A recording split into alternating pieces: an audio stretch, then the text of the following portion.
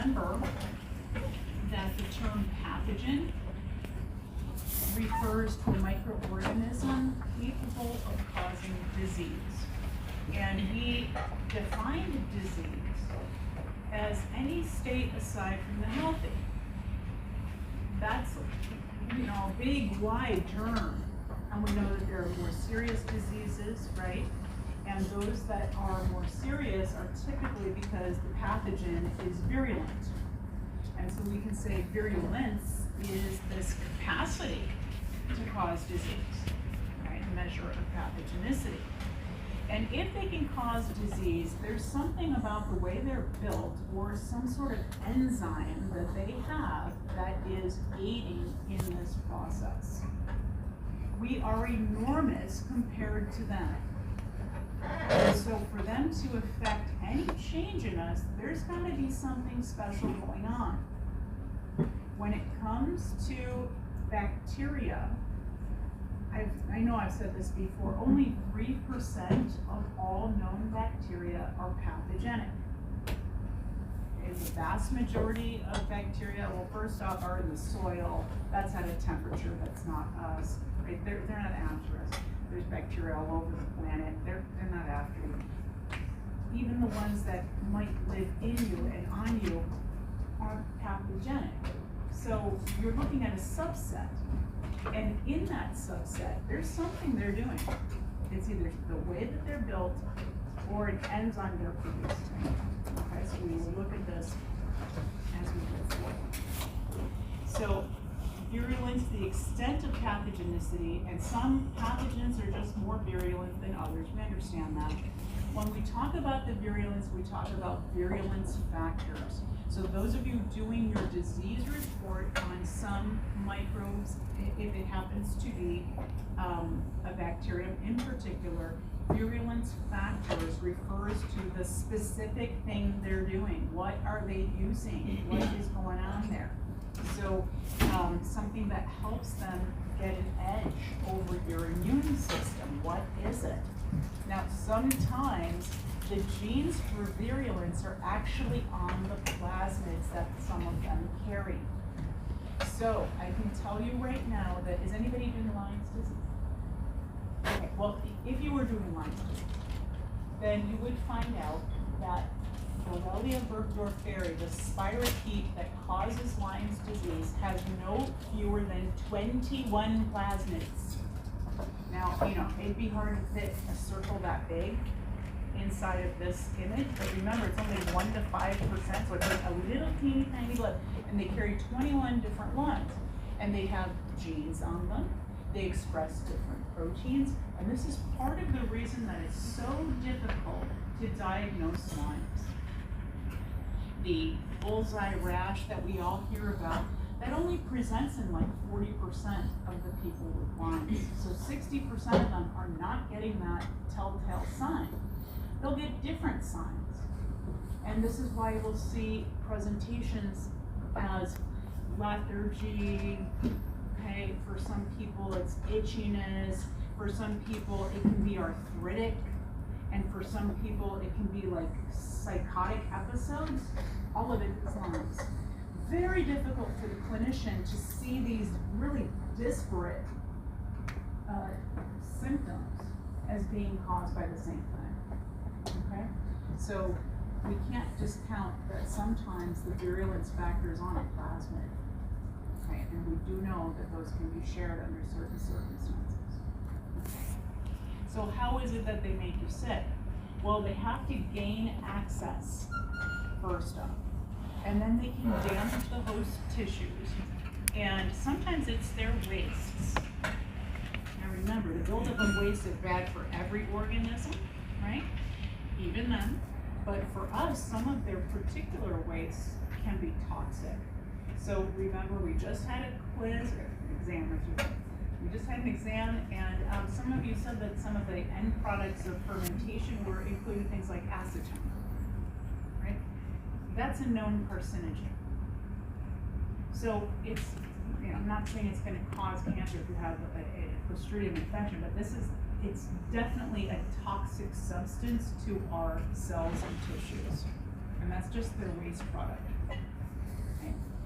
so, and some microbes, they actually don't need to get inside, so they can just be on the skin surface, like acne or dental cavities. You know, is that a disease? Technically, is that really pathogenic? No, you're not going to die because of zits. It's not going to happen. And the dental thing, right? Like we'll see that can lead to something worse. So we take those very seriously. Okay, mouth infections can be pretty serious. Okay, so then this is just the way most books talk about it, is portals of entry, which sounds so fancy. But a portal is just a door. Okay, so if your plan, you pathogen, is to get in, here's the doors. Okay, mucous membranes or through the skin. And the breaking of the skin is called the parenteral route. Okay, so mucous membranes, we have them all over the place. All in your respiratory tract, in gastrointestinal, genitourinary, even in the eye, we have mucous membranes. So we have them in the respiratory tract, so we've got mucous membranes lining the nose, the pharynx, the trachea, bronchi, bronchioles, alveoli, all have mucous membranes lining. Okay. The digestive system is the same. The mouth, the pharynx, the esophagus, stomach, and small and large intestine. Okay. And in the eye, we also have mucous membranes here. The easiest portal of entry is respiratory. And that is because you're an aerobe and you have no other choice.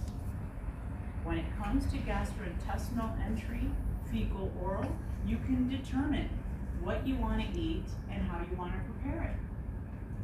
But you have to breathe. So even if you are about to get into an elevator and you just, the door's open and you can see that somebody's been coughing really hard as they come out, your choice is either, hopefully you're getting off on the very next stop, but if you're going up 15 flights, like you're gonna have to take a breath, you're gonna have to. And that's if you saw the person. What if you didn't? And you get in and unbeknownst to you, here you are breathing in these droplets. It's the easiest portal of entry for this reason. So all sorts of things can be caused this way, and I have a table for it, so you don't need to necessarily be paying too close attention to this slide, but it is an easy portal entry. Gastrointestinal, as I said, we can determine which foods we're going to ingest, and same with drinks or water, and test it and make sure that it's satisfactory to us. But this is just food and water contamination, contaminated fingers, so we wash our hands before we consume something for this reason. We are lucky in that we have hydrochloric acid in the stomach, which makes the stomach a low pH, and that kills off most things. Right? Kills off most things. And we also have bile as part of our digestive system. That's something that's produced by the liver and stored in the gallbladder and squirted into the duodenum, right? Okay, so we're clear on that. And we already know that gram-positives are inhibited by bile. Remember the brilliant green lactose bile broth? They don't like it, right? And there's bile on the agar as well, right? To keep away the gram-positives. So this does work. And we have enzymes too, proteases and lipases and all kinds of stuff like this that for the most part works.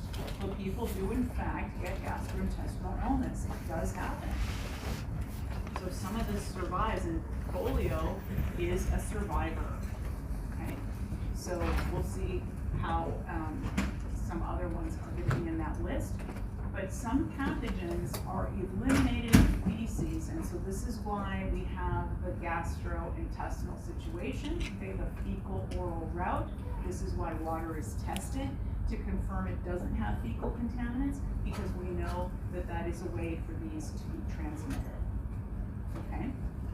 genitourinary is like all the STDs that you've heard about in other classes. Okay, so courses that aren't even about science will talk about STDs. I spend very little time on this, okay, because I assumed that I could pretty much go out in the hallway right now and get a bunch of people to answer correctly about STDs. Okay, so I assume you know what they're not as well. They are sexually transmitted diseases. Most require a break or a abrasion in the epithelial surface. We know that that's true for HPV. That's what it's after, right? The basal epithelium. But others, they don't care if there's a break or not. Syphilis is one such organism. It is a spiral organism and it corkscrews its way past the mucous membrane. HIV can be sexually transmitted, as we said. We know chlamydia, herpes, take 1 or 2 at this point. Syphilis, gonorrhea, there's lots of things. The conjunctiva, so the eye is another very small organ where we have mucous membranes. And there's different things that people will get, just conjunctivitis and this sort of thing. And that's usually when we block the ducts and don't allow clearance of microbes that inevitably get in our eye. We do have eyebrows and eyelashes for this purpose too, to keep things out of the eye. Do you want to say something? No. All right. So this will be the first of many times that I show you the skin. It takes part here because we're going to talk about the parenteral route, but the skin is also our first line of defense. Okay, and so understanding intact skin to be a really great barrier to infection, okay, begins with understanding what skin looks like. You'll spend more time on skin when you get to anatomy in a lot more detail. For us, we just look at it kind of in the most basic terms, okay? So this whole thing is skin. You know that your skin is your largest organ. It covers your entire body, okay? And so the top layer of the skin is dry and dead and sloughs, okay? Dry and dead, that's inhibitory to virus. Remember that all virus require a living cell to propagate. So intact skin, and I know you might think, wow, it's so dry and flaky, like guess who can't get on me, okay? Like the virus cannot do anything with that. It's okay. But just below that, this layer here that you see in purple, that's still part of the epidermis. These are the actual dividing cells. The basal layer is down here. Those are the ones that are doing the active mitosis, and as they divide, they push up the other layers. Okay? They start to fill with keratin. They express a lot of keratin, and then they die. And now they're just bags of keratin, which are insoluble. You know, your hair is made of keratin, and it doesn't dissolve in water. Just your skin doesn't either. Okay? So this is the living part. Actively dividing, I should say, part of your epidermis is down here. We said that if you were going to get a wart, that we would have to expose down to here, right? So that would just be a scrape. It can happen. But on the surface of the skin here, we will have the products of 2 different glands. First, the sweat gland. And I know that there's different ones, the eccrine sweat gland, but this is micro and not anatomy, so it's fine. I'm not going to take off if you're giving me the detail, that's totally fine. But either way, the product is very similar. There's a lot of salt in sweat. Okay, now salt concentrations in sweat are going to differ amongst different people. Some of that is genetic, but some of it has to do with hydration levels too. Okay. Salt is really difficult on most organisms. Most organisms cannot survive high salt. It pulls the water out of them and they die. Okay? But sweat also contains lysozyme. That's an enzyme that clips peptidoglycan. So that works against gram positives. Okay? over here, you have hair follicles. I mean, you're a mammal, you got hair, that's just the way it is. But here in the hair follicle shaft area is the sebaceous gland, where short-chain fatty acids are made. And so it's somewhat low pH, pH 3 to 5. That's hard on a lot of organisms. They don't like low pH. Acids, fatty acids are also fatty. They're lipids. Lipids dissolve other lipids. So gram-negatives have a difficult time with oily skin. So you don't like oily skin. I wish my skin wasn't so oily. Gram-negatives are having a hard time on you too. So right there, and we haven't even done anything yet. Virus kept away, gram-positives kept away, gram-negatives kept away. We're talking about intact skin. That's fantastic. But unless you're living in a bubble, okay, or are like a very small baby and being very well cared for, and you're like, you know, I mean, I'm not saying your kid has a very hot end that he's not well cared for. I mean, it's normal. You're going to have a break somewhere, okay? When we break through the epidermal layer and we are now in the dermis, that's parenteral. That is the parenteral route. Parenteral route includes any of the following, and I may have forgotten something, so if you see something that I really should add, just let me know. But any kind of function, so stepping on a nail, okay, jabbing yourself with a stick by mistake when you're out, you know, in the woods or something, okay, an injection. So yeah, the injection site is problematic because it's going to potentially introduce something into the dermis. The dermis is not equipped the way the epidermis is, okay? Bites.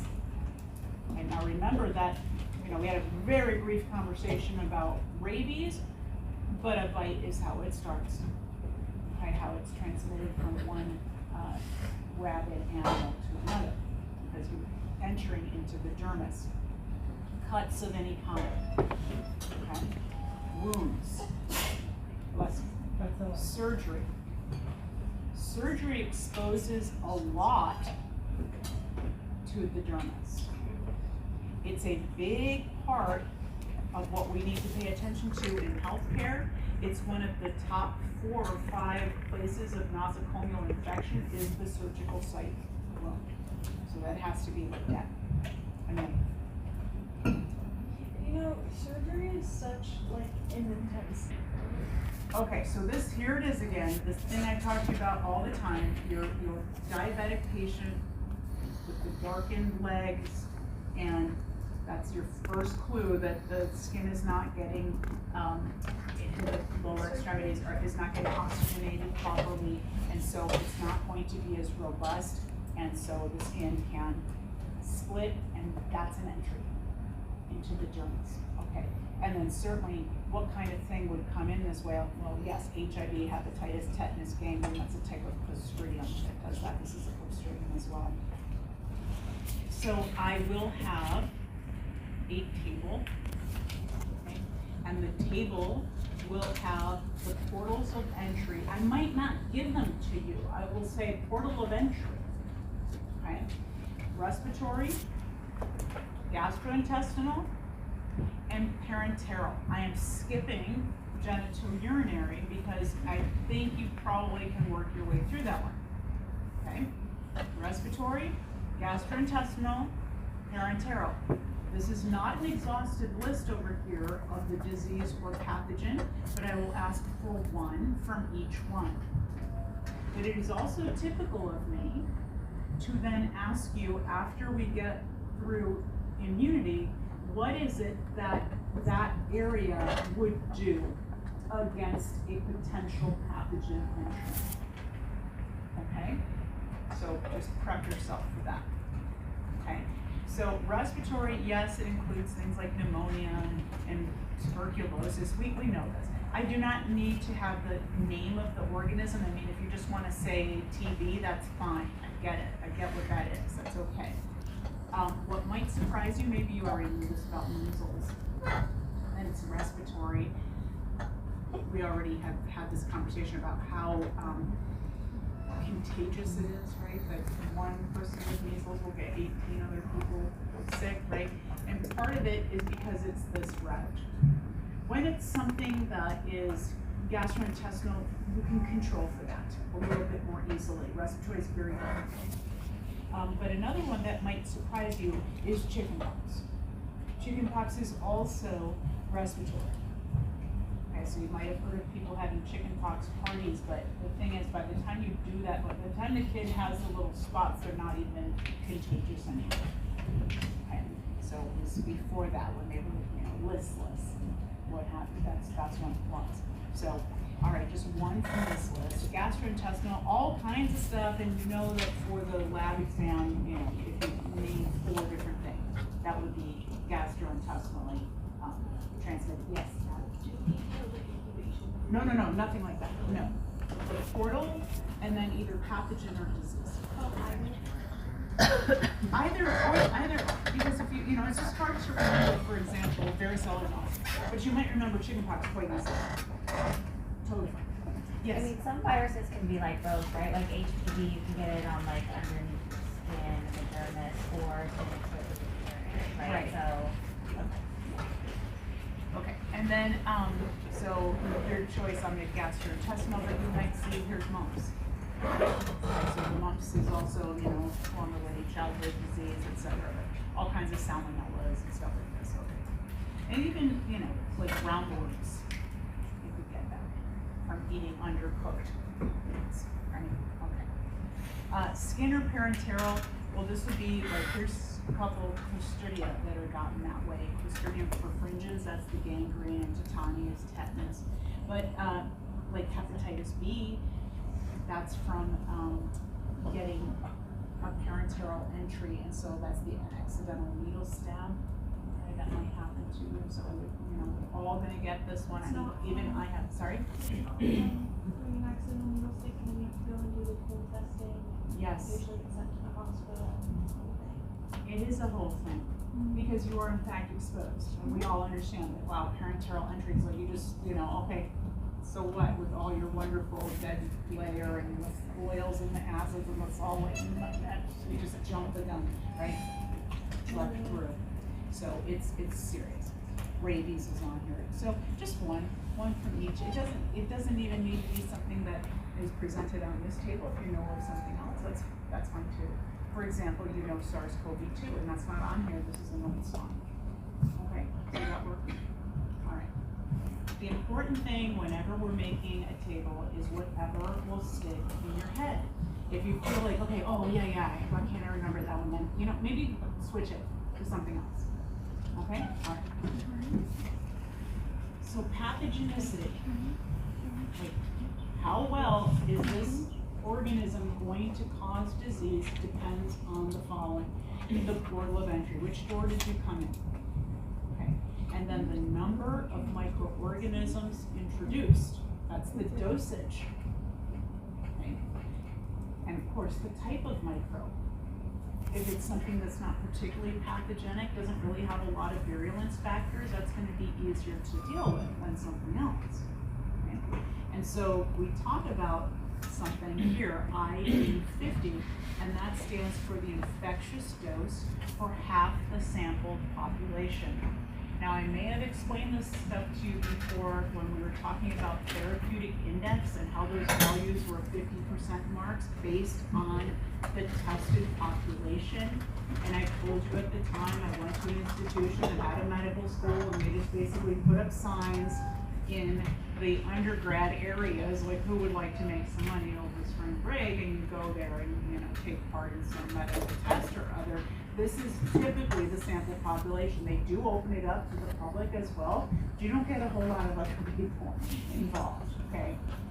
So, I'm just saying, you gotta be careful with these values because you are talking about a very healthy population, okay? So the infectious dose is the number of microorganisms required to get signs and symptoms in half the sampled population.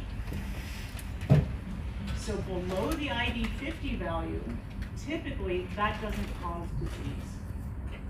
Okay, ID50 values and higher, you're gonna see the disease come in. Okay. It's just a comparative value, but so if you think about Bacillus anthracis causes anthrax. This is a gram-positive soil bacteria, can form spores. Dr. Koch worked on this, right? We did the Koch's postulates on it. If you are Bacillus anthracis, let's take a look. Subcutaneously, which is parenteral, okay, so stepping on something or having to have some Bacillus anthracis there, it only takes 10 to 50 endospores to cause disease. Now, those of you who did the spore staining on your materials the other day, that's nothing. That's less than the loophole that you would put on the slide, right? So 10 to 50, that's not a lot. But if it's inhaled, then the ID50 value goes way up. Now you need 10,000 to 50,000 to get signs and symptoms. And then if you swallow it, then you need 250,000 to 1 million. So in terms of Bacillus anthracis, which is its preferred entry? Sub-Q. But if it's you and I don't want to get this, then I hope I swallow this thing. Okay, because I'm probably not going to get that much. If it's in the soil, like, do you ever notice that if there's any dirt at all in the food that you have eaten, you will immediately put, I'm out. That is an inherent thing that we have because we know that's where they are. Now, and yes, we'll set aside the people with the pipe gun. Right? You've heard of this, right? People who actually, yeah, they want to eat soil. I don't know, it might be some mineral thing they're missing. I'm not quite sure. Yeah. I don't know what that is.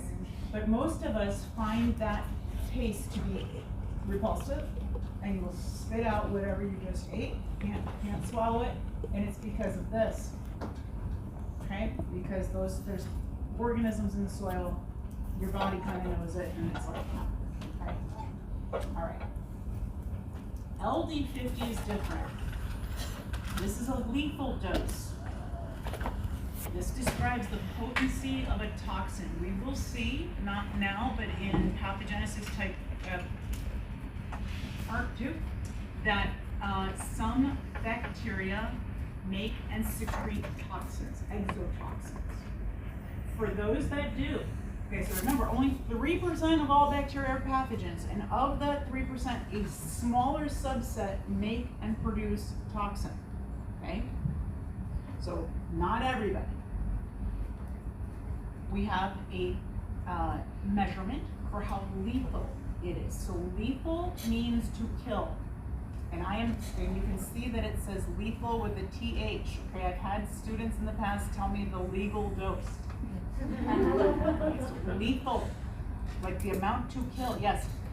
How do they test this without killing So people? this is done on rats or mice, and that's why the values are always. So when we look at the lethal dose, it's for, again, 50% of the tested population, typically some sort of rodent. Botulinum toxin, 0.03 nanogram per kilogram. That's like nothing. Nanogram is 10 to the minus 9. And this is 2 digits below that. Now, the Botox that they're using cosmetically has been altered so that it's not that. However, be careful because apparently there's people who say they have Botox and it's really cheap and it's like, okay, you don't want to go there.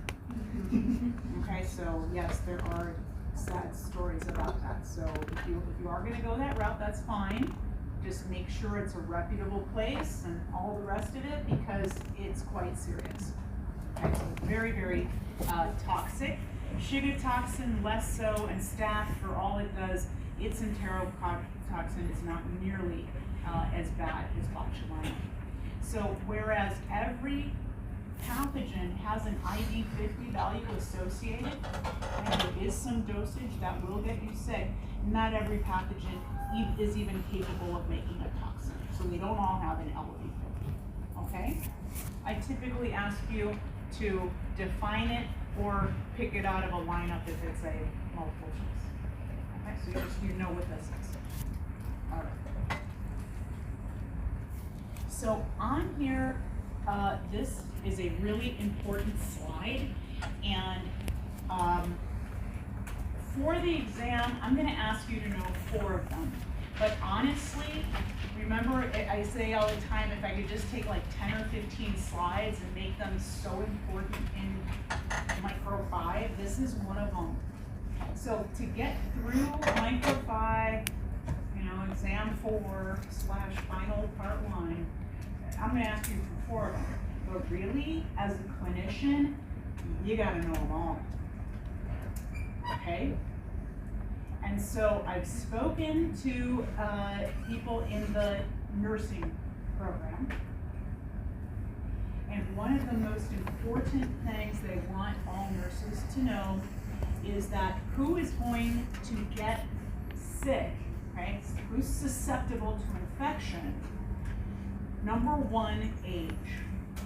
Okay, the very old and the very young. For 2 different reasons. The very old, all of their systems are working less optimally. Now this starts to happen, I'm sorry to tell you, I may have already told you this before, but by your late 20s, you're starting to lose lung capacity. So you should really do something about that while you can. When we don't deliver oxygen to our organs, they start to work less efficiently. And when you start adding, decades to that, it's just not as efficient. And so your immune system is one such system. Okay, all right, so that's the old. The young. Babies below 6 weeks old are incapable of making their own antibody. They're reliant upon their mothers. And that's perfectly fine so long as the mother actually has antibodies to the particular pathogen in question. If it's a brand new disease and mom's never seen it either, she doesn't have any antibodies to give. Right? 6 weeks is what it takes. You maybe have heard this before about humans that were born a little bit too soon. Okay? Many other organisms are born and then they run across the savannah moments later. Right? We can't do that. We don't even have a closed skull, right? It's all kinds of things had to change to be able to stand upright, and the baby's skull is not made full until later. It's got a little spot, you can see it with the heartbeat. It's a little freaky if you haven't been around a baby, but they're very susceptible to infection. So we just have to be aware of that. After that, once the 6 weeks are gone, it's better.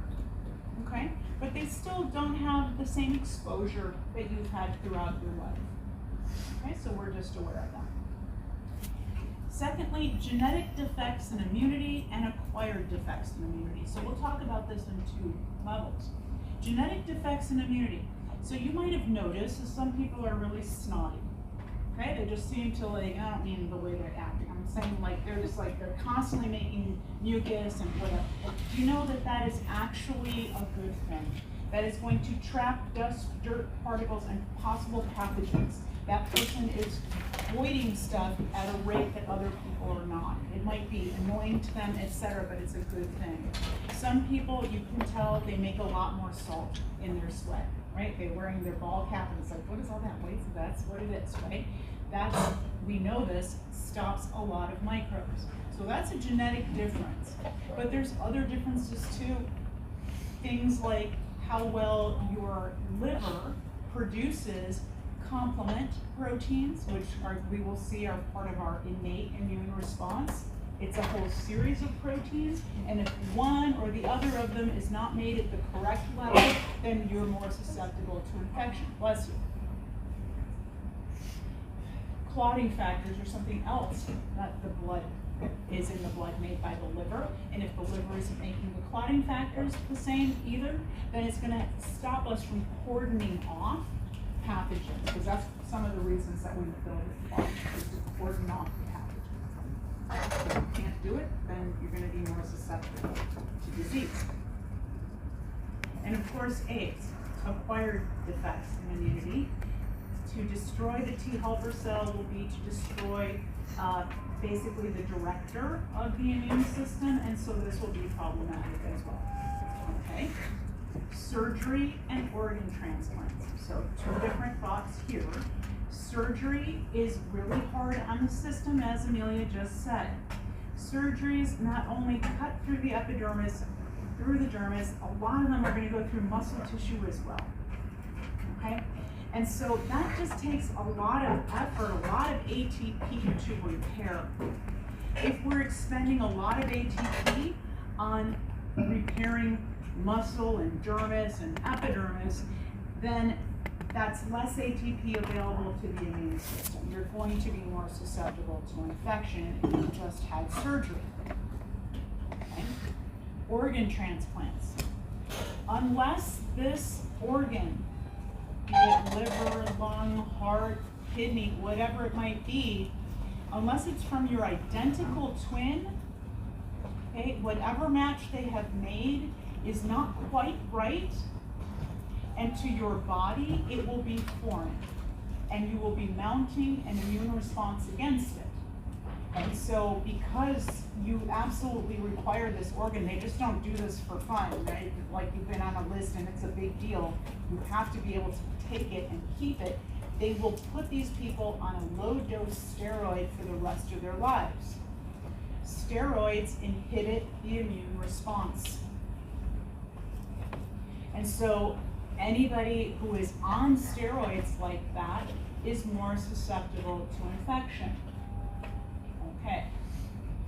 Underlying diseases, cancer, liver malfunction, and diabetes. Each one of these another thing. So you might think, well, I'm going to learn 4. You could list these: cancer, liver malfunction, diabetes. That would be 3.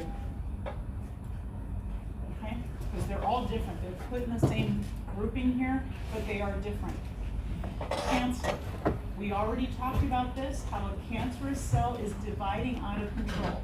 All of that division is taking up a lot of ATP. That's ATP not used elsewhere. So you might have heard this before, that there's a bunch of different signs for cancer, and one of them is a wound that won't heal. Okay? This is indicative that there's something not right, because you should be able to heal a wound, and those of you who work in phlebotomy, I think it's within 12 seconds you've got to be able to build a clot. If you're not doing it, there's something going on. What's going on with all your ATP? And so we start wondering, okay, let's just take a look, PET scan, MRI, whatever they're going to do for you, and see if there's some aberrant set of cells somewhere in your body. You wanted to ask me something? Oh, so if someone say has like chronic fatigue, would that be considered an underlying disease? Well, they probably are dealing with something. Yeah. Absolutely. Liver malfunction. So I just mentioned the important proteins that the liver makes. Complement proteins, clotting factors, right? But remember, we just said that bile is made by the liver as well. And so if the liver's not working properly, you really are losing out on a lot of immune function. Okay? And this means that you're going to be more susceptible to disease. And then on this list, diabetes. Diabetes, honestly, we only learned the top 5 causes of death, but it's in the top 10. Okay, it's the underlying reason for a lot of diseases and deaths in this country. So what happens is, because of the buildup of glucose that cannot be taken in by the cells, okay, because there's type 1 and type 2, either way, same idea. I mean, they should be called different diseases, but they're not. But the basic idea is there's glucose in the blood that is not being removed. It ends up destroying capillaries, which means that you're not oxygenating nor taking away the waste, the CO2, and it starts to cause the death of different organ systems. Okay? This is going to weaken this person and make them more susceptible to disease. Okay? Chemotherapy and immunosuppressive drugs. So I've talked already about the steroids as being immunosuppressants, but chemotherapy does the same thing. Chemotherapies are designed to give fake building blocks. So, the building blocks for DNA, A, T, C, G, right? They give fake bases, okay? Bases that cannot be used. And And so all rapidly dividing cells take them up, the cancer cells, yes, but also the cells of the immune system, and as you know, epithelia. So this is why gastrointestinally there's issues for people on chemotherapy. Okay, so all of this makes somebody more susceptible to disease. If you work in oncology, those people get sick more readily, okay, while they're doing their chemo. So they have to be monitored. You're not supposed to give them the chemo if they're showing signs of being sick, of having a cold, etc. Like, go get well first, then we'll slam you with this stuff. Okay? Physical and mental stress cannot be discounted. This is huge. When we're stressed and our stress hormones are elevated, this absolutely takes energy away from other systems, including the immune system. The immune system, in order for it to work optimally, needs access to as much ATP as possible. Okay? And then other infections. If you're already sick with one thing, it's super easy to get something else. And many of us have known people that they no sooner get over one thing that boom, here they are again. They just have not been able to really heal, and it's because of this. So I will argue with you that in so many instances, we are just talking ATP. They're ATP conversations in disguise. So if we can think along those lines, then it helps us determine how to handle disease, how to handle illness. Okay, pull the plug on your day, go to bed. Okay, nobody wants to hear this, but here is the solution to almost all the maladies that you're going to encounter. 12 hours of sleep. And what people want is, or what else? Like, whatever you're doing is not more important than your health. Okay, so you can catch up on that show later. Okay, like nothing. Leave the phone downstairs, go to bed, 12 hours. You will feel a world of difference. Let your immune system have what it needs. Okay? So, again, for me, you know, I can only devote so many points to this. It'll probably be 2 points for you to give me 4 things, half point each. But you, the clinician, seeing different people come in, you're scanning them mentally. Ooh, really old. Ooh, really young. I see a scar. Ooh, you know, like diabetes, like signs. You know, all of the things that are immediately putting you on high alert. This person is more likely to get sick.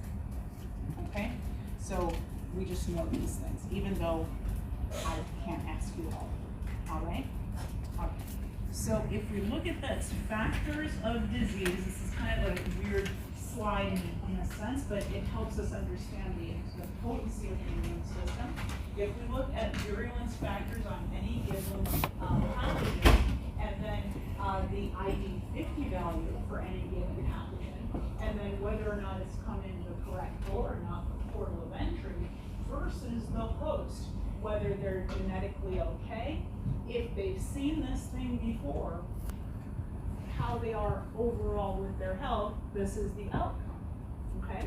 So if we look just at the first one, all right, something that's really low virulence, it doesn't really have a lot of factors in its favor, it doesn't have a certain kind of structure, it's not making any kind of special enzymes, okay? And then not only that, but it's not really anywhere near the ID50 value, it's very low dose, right?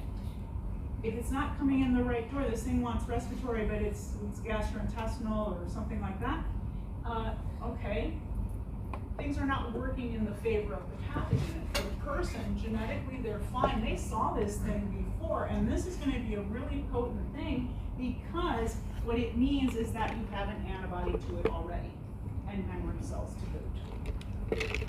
And so that's the very best scenario, is that you've already seen it. What we really want for ourselves and for our patients is a lot of low dose exposure to stuff. Give me something well below the ID50 value. Just let me see it. I'll sample it. I'll create antibodies to it. I'll be ready next time. Okay? So generally, if your health is okay, you're well rested, microbe passes through unnoticed, you'll create your antibodies to that. If it's a sort of medium virulence and right about the ID50 value, comes in the right door, but you're okay, and you saw this before? Nothing. Okay. So here, medium virulence, low dose. Low dose, wrong door. I'm okay. I never saw this before.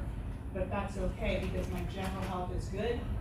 I'll sample it and make antibodies to it. My issue is gonna come here when I'm exposed to something virulent at a high dosage that comes in the right door, and there's something not quite right with me. Okay, something's not quite right. I never saw it before, and generally my health is not optimal. I'm too tired, I'm sick with something else, I just had some surgery, that's when you get sick. So getting sick is actually the minority of the time. Okay, there were factors going into it.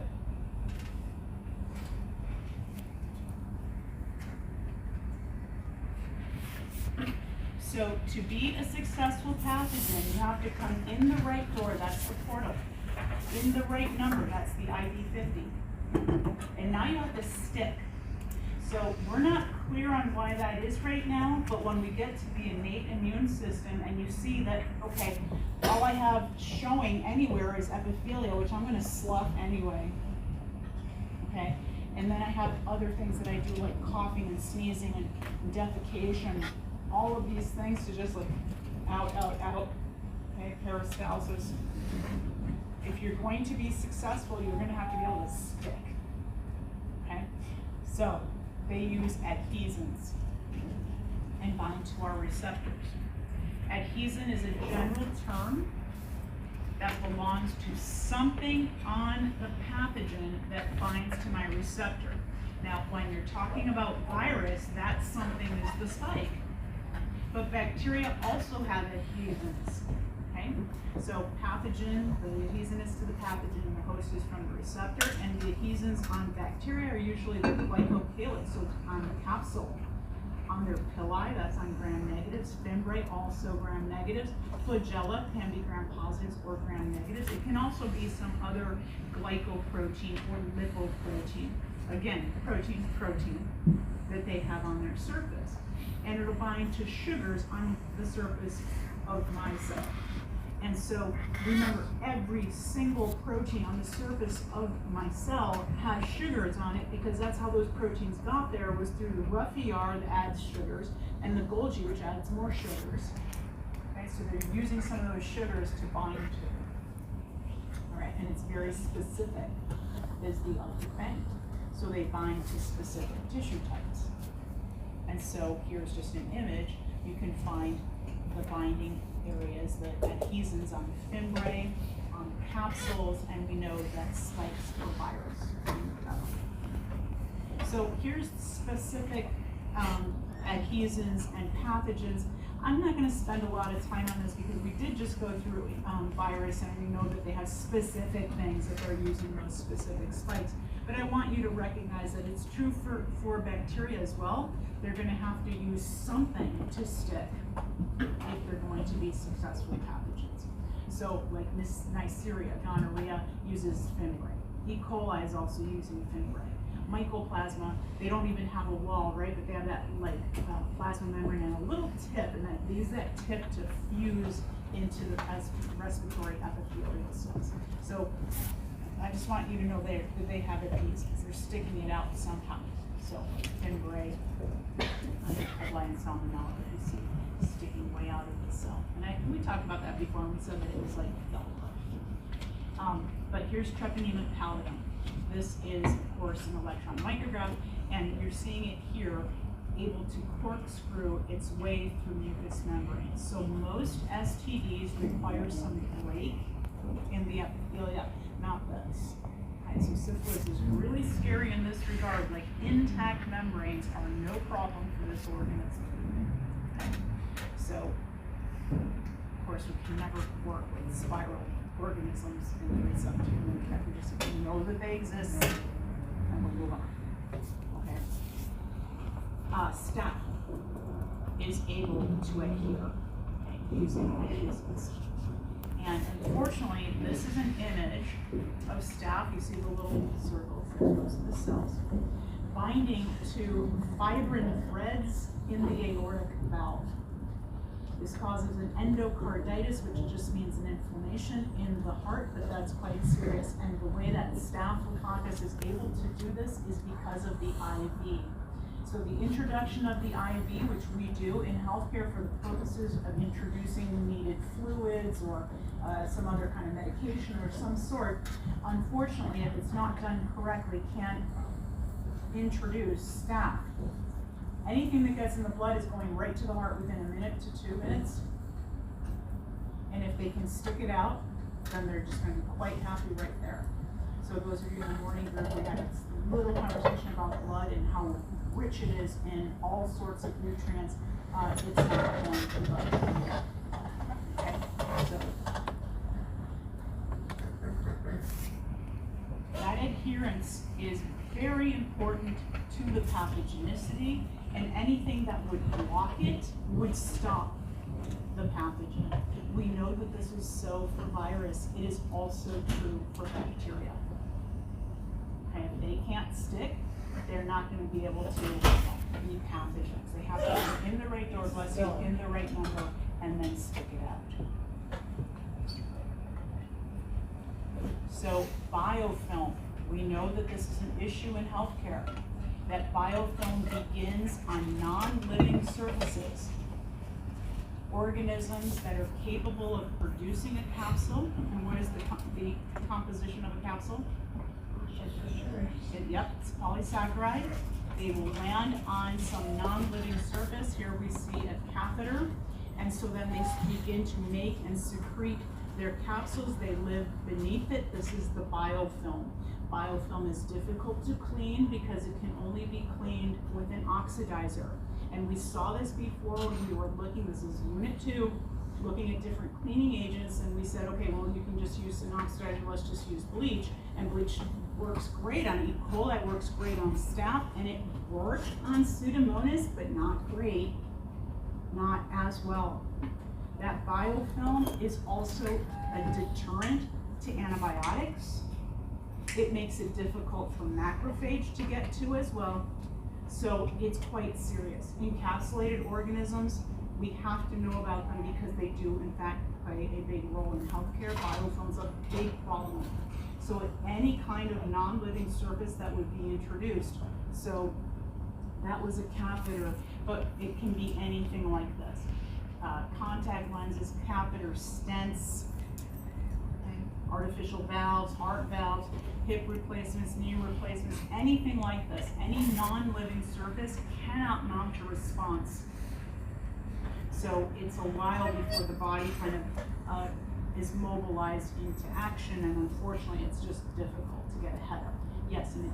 How is the microbe able to fit, like, with the body? So it's inside the body, okay, and the body is, so, yes?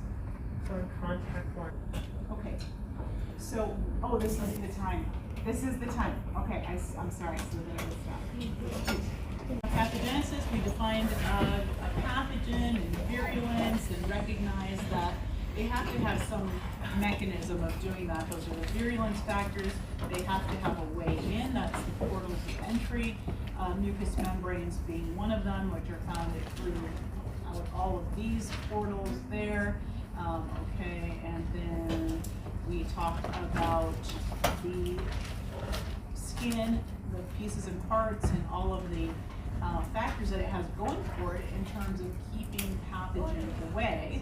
And we said that anything that would pierce beyond that epidermal layer and get something into the dermis would be the parenteral route. And there's many, many ways to do this, and I'm sure I've even missed a few, but these are like all the ways I could think of that would potentially pierce the skin. So, as I said, if you think of something in particular that's glaring or missed, please let me know, but anything that would get down into the dermis layer, okay? And so I want one organism or disease for every single portal of entry, with the exception of genitourinary. I'm not going to go into it.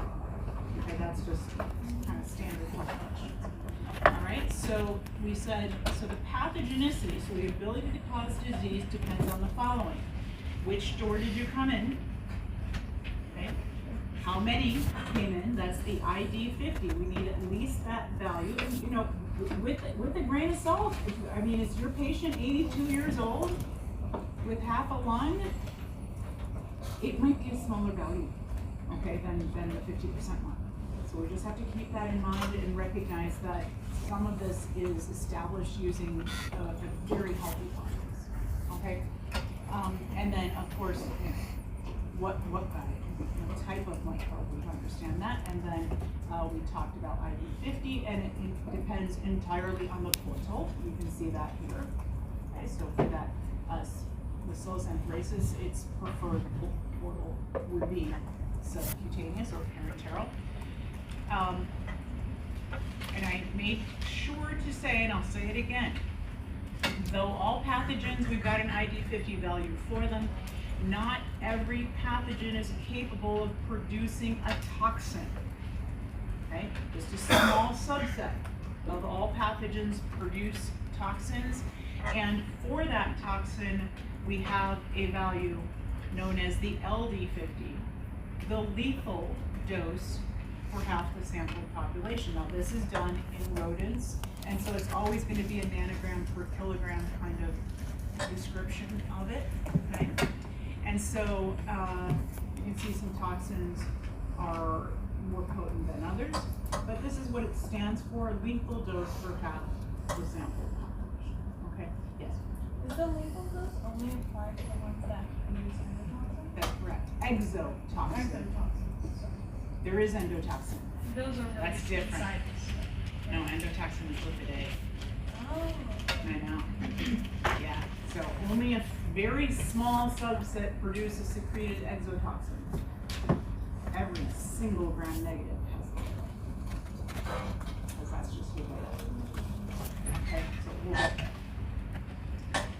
And this, we just need to know 4 off this list for the exam, but I told you if you're going into healthcare, you basically need to know this entire list.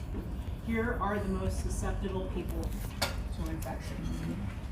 Any one of these situations typically can be argued into an ATP conversation in disguise. I keep saying that, but basically if your energies are being utilized elsewhere to get over other diseases, or because your cells are dividing way too fast using up tons of ATP, this is going to detract from your ability to withstand infection. Okay? So I want 4 off this list. That's slide 20. Okay? So we said that the factors of disease, there's lots of things that go into it, including, well, which organism is it, right? Is it high, low virulence? What kind of numbers? Is it near the ID50? Is it coming in the right door? Because it's got to come in the right door, in the right number, right? Okay? And then, but then there's stuff about the host. Are you okay?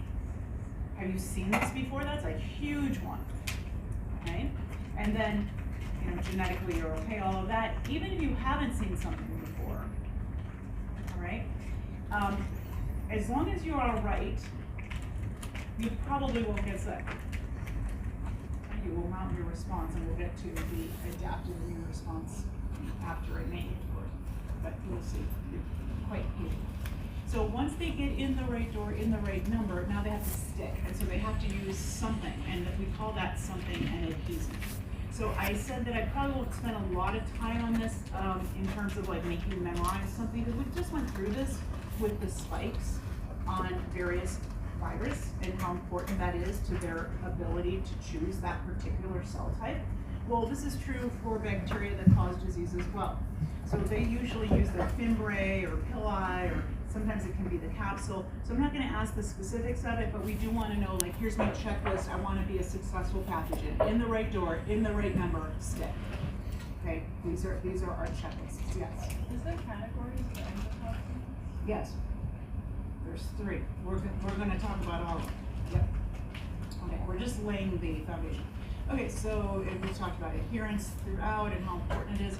And then, you know, another little discussion of biofilm keeps coming up, doesn't it? It comes up every single unit for some reason or other. Here's capsule, because it's a huge problem in healthcare.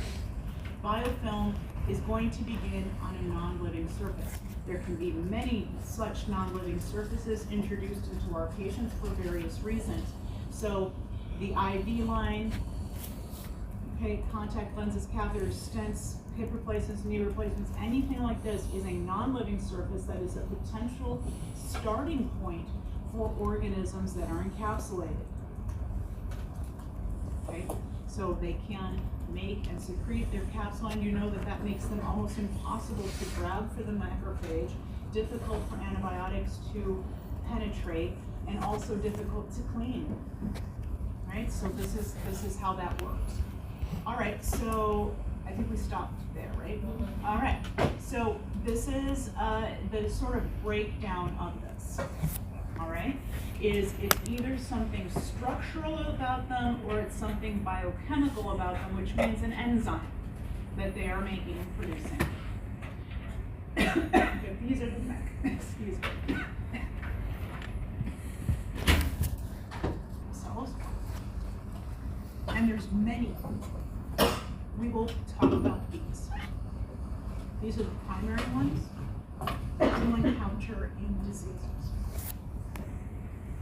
So, I'm sure I've told you that I took a pathogenesis class, and in that you learn the structural stuff about pathogens, and that's what we're learning. And then the particulars, this disease, that disease. We do not have the time to go into every disease, so we're going to look at it from the outside and kind of just see if they're doing it. It's either the way they're made or something they're squirting with. Okay. You are explaining to all of us a particular disease. Your particular disease will be typified by signs and symptoms, very often based on virulence factors they have. Like that stuff like this. Okay? So, we've already talked about the capsule, but there's other things too. So here's the capsule again. Remember, it's really protective. That's the cell. The capsule extends far beyond it. We just can't really stain for it properly, so it doesn't show up for us in a gram stain. And we need other mechanisms, and we have other ways of detecting it. But it's not only about sticking to the surfaces, but resisting antibiotics and phagocytosis. Very important to understand. Okay, so we've talked about that structural component, the capsule. Capsules can be found in gram-positives and gram-negatives. Okay, so one of the gram-positives that we've spoken about was Streptococcus pneumoniae. Okay, that had it. Remember, that was the whole Griffith experiment and everything. Okay, but Pseudomonas aeruginosa has it. Okay, Klebsiella pneumoniae, KP has it. So there's a few that have it. Those are gram-negatives. So here's a gram-positive, Streptococcus pyogenes. So this is a streptococci, and this is the causative agent of strep throat. And if you don't take care of that, it turns into scarlet fever. And if you don't take care of that, then it becomes rheumatic fever, which is inflammation of the heart, and that is fatal. So that's not something that we deal with too much in this country. Once in a great while, you will encounter somebody with scarlet fever. Okay. These, and we'll get to that, puts out a toxin that causes vasodilation, so there's just a lot of redness. That's the big rash that you'll see. Okay. But it typically doesn't get that far because it starts as the strep throat. And I've not had this, but I understand that it's like swallowing knives. Yes. Or sharp glass. Right, okay, so. Having a bunch of pins in your mouth. Right, so basically, you're gonna get ahead of this.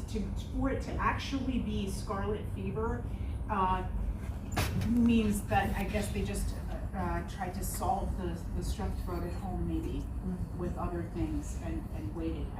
It's a really unusual thing. And it's kind of a joke that only like really old MDs would even notice it. Okay, because all the new people, it's just a book thing. You've never seen it. Okay, so you have to be like ancient to have actually witnessed this. Okay, but just the way things are going and people's reluctance to go in for help, you know, it's possible. Okay, I don't know. Hopefully not. We have measles again. Well, right. I mean, you know. So, but these guys have these M proteins on the surface. And these M proteins actually do something really interesting. And that is that they bind to fibrinogen. Okay, now fibrinogen is a protein that is present in the blood. It's the last step in the clotting process. When it gets clipped, a clot forms. Fibrinogen, right? The M protein causes that to happen. So now, if there's a clot kind of around this organism, the macrophage can't grab it. So what we're trying to sort of establish is, and when we get to the immune system, you'll see, we are able to knock down most things. If you have managed to cause disease, then somehow you got around my immune system. What is it? What is that mechanism? So we've said the capsule, here's the end protein, Streptococcus pyogenes. But some bacteria were going to be able to get phagocytosed, swallowed, and they managed to live within the macrophage anyway. So one of them is tuberculosis. Mycobacterium tuberculosis. This is in fact the cell it lives in. It lives inside of the macrophage, which is a pretty good trick because that's like having a mole in the police department. You're searching everywhere but right there. Okay, what's that about? Well, so the macrophage swallows, okay, grabs with the pseudopodia, brings it in, immediately the lysosome fuses, dumps the contents. Okay, but what are those contents? A low pH, okay, reactive oxygen species, hydrolytic enzymes, right? What does Mycobacterium tuberculosis have going for? 70 carbon long lipid layer. That's like a wax. It's essentially impervious to what it is that the lysosomes are trying to do. So it survives. And it's slow growing, so it'll divide eventually, right? And then again, eventually, it's really slow. And you're growing TB inside of the cell that's supposed to be swallowing it and destroying it. Okay? Staph aureus can survive inside as well. It will do so because it is able to make catalase. So you know that catalase, that's an enzyme we're using in lab right now as identification. But you also remember that if we remember our 5 tubes, and those 5 tubes, we just are never, ever gonna forget them. They are coming with us all the way along, okay? So, of those 5 tubes,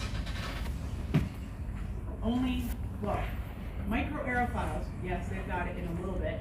Obligate aerobes and facultative anaerobes have it, right? And even those that have it, they can be overcome and overwhelmed by hydrogen peroxide. They can, right? If the hydrogen peroxide concentration is high. But if you make a ton of catalase, you will be able to survive that reactive oxygen species dump, which is what's going to happen. Staph aureus is one such organism. It's kind of a telltale that you have Staph aureus. When you put it on the slide, you add the hydrogen peroxide and that thing is frothing. That's staph. Okay? Other organisms may be positive for catalase, but not quite like that. Okay, that is its capacity. So here is a situation on this very slide where we have a structural reason and a biochemical reason. See that? Okay. It's not about the way it's made. Or positive. Nothing special there. Okay. So, Staph aureus also produces a coagulase. So it forms clots in it the same manner by clipping fibrinogen. right, making fibrin, which traps platelets, and now you have a clot. Hiding inside of the clot can be the staph aureus. So this is a way for them to escape getting caught.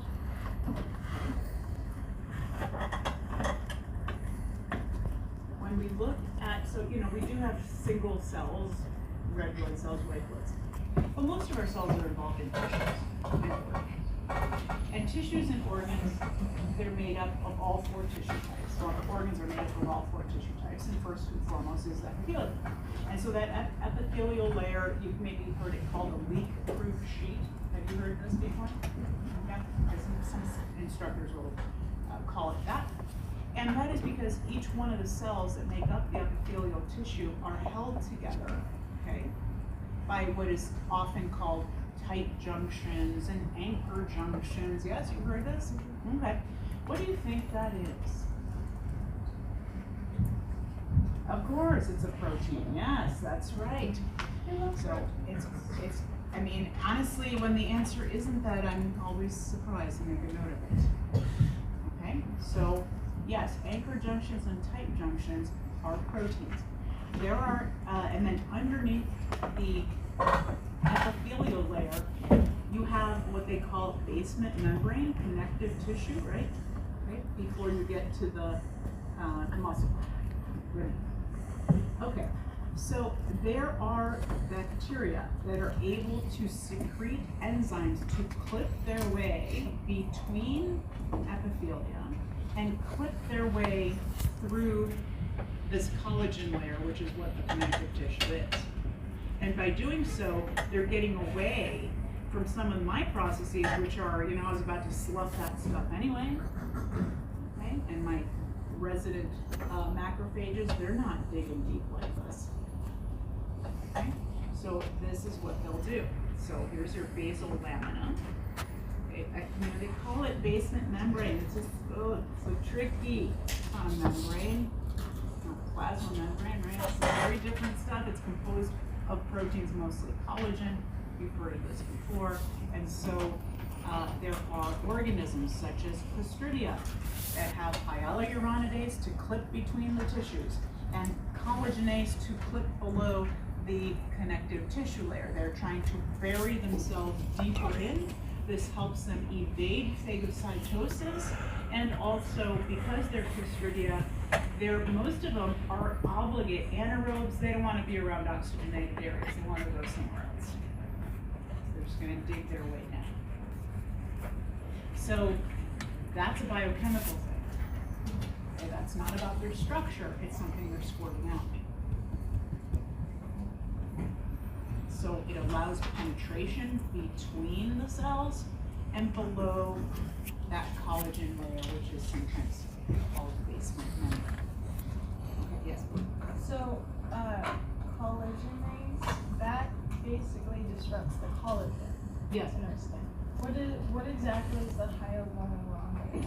So the hyaluronidase is cutting through these tight junctions and anchor junctions. Okay. Right, which are what? Connected. No, proteins. I mean, connected makes me think of connective tissue, and that should make you think of collagen. So the bacteria can move. Yeah. Yes. Okay, and then some have an IgA protease. So IgA is immunoglobulin A. It's an antibody. Okay, and we have antibodies that's part of our third line of defense, and they're specific, blah, blah, blah, except for IgA. IgA is not specific. It is a non-specific antibody, which is weird to put those two words together, but it's true. Non-specific antibody that is produced in all of our mucous membranes. It's also part of all of our bodily fluids. So saliva and tears, okay, mucus layers all over the place, respiratory, gastrointestinal, you've got cells that are producing IgA. They will bind to pathogen and sort of red flag them so that it's easier for the macrophage to find those things that enter in those ways. But some pathogens have enzymes called IgA proteases that clip the immunoglobulin, the antibody, so it's not useful, it doesn't work, it doesn't go into the pathogen, it doesn't red flag it. Okay? Most bacteria lack this ability, such that most bacteria that enter through some portal or other are going to get coated with IgA, so that the macrophage, if they can't find it on its own, it'll be like, oh, thank you, IgA. Okay? So, all right, here we have something else. These are these invasins. Now this part is, I'm going to talk about it in a very simple way now, and we'll delve more deeply into it in the next PowerPoint. But there's specific proteins that certain gram-negatives have, such as Shigella. Okay. And when it binds to these M cells in the lower intestine, okay, so those Godzilla. so you've heard of malt, maybe, and gall, yes, mucosal associated lymphoid tissues. All right, so there's these specialized cells in the intestine that sort of sample what's out there. Okay, that's their job. They just sample. But when they sample, immediately they're making an endocytic vesicle, the lysosome comes, all of that business.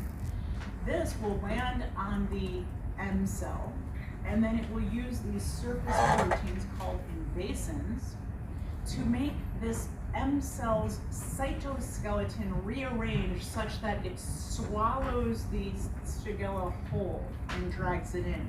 No endocytic vesicle means no lysosomal fusion. And now the Shigella will be inside of this intestinal cell, and it can continue to move between cells, and we'll get to that in the next PowerPoint. That's pretty specialized. Most organisms, they can't do this. Okay? They get sampled by the M cell and get destroyed, and that's that. Not if you've got one of these. Okay. And then lastly, another thing that can happen that would sort of trick our immune system is antigenic variation. And we talked about this before with the flu, that was part of the reason why we have to keep vaccines for the flu, et cetera, is that to change the surface spikes means it looks different to my antibodies that I produced to the last version, right? And so it's not just the flu that can do this. So too can some bacteria, like Neisseria gonorrhea. It does this a lot. It changes the surface proteins that it has, okay, through mutation. And so now the antibodies that you have to it don't work quite as well, okay? And it's also seen even with these trypanosomes, and this is a protist. Okay, it's not bacteria at all, but this causes the African sleeping sickness. And I think we looked at trypanosomes like early on in lab. Okay, so they're about 2 or 3 times the length of a red blood cell. They eat red blood cells, and it's hard for us to destroy them because the last time you got sick with this, they changed their surface proteins so that now you don't recognize it. Yes. So for gonorrhea and the trypanos, they changed the surface proteins. Is that included in it, or just? So all 3 of these are different types of microbes that change surface proteins, and that's called antigenic variation. So I don't know if I said this already to you, but so antigen, what it means is antibody generator. That's what it stands for. So it's almost always a protein, of course, a big surprise. Yes? So during this antigenic shift, that's when the viruses swap genetic Yes. information. During this process, do they also get any genetic information from the